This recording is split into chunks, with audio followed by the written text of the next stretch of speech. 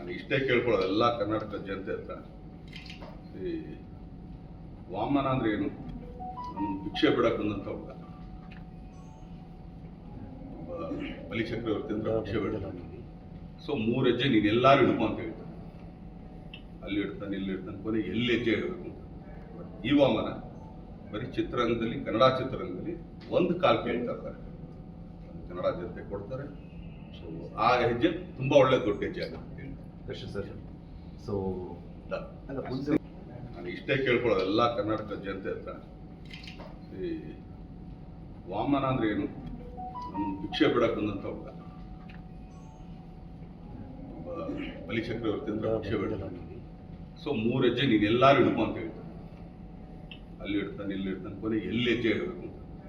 ಈ ವಾಮನ ಬರೀ ಚಿತ್ರರಂಗದಲ್ಲಿ, ಕನ್ನಡ ಚಿತ್ರರಂಗದಲ್ಲಿ ಒಂದು ಕಾಲ್ ಕೇಳ್ತಾ ಇರ್ತಾರೆ, ಕನ್ನಡ ಜನತೆ ಕೊಡ್ತಾರೆ. ಸೊ ಆ ಹೆಜ್ಜೆ ತುಂಬಾ ಒಳ್ಳೆ ದೊಡ್ಡ ಹೆಜ್ಜೆ ಆಗುತ್ತೆ. ಸೊ ನಿಮ್ಮ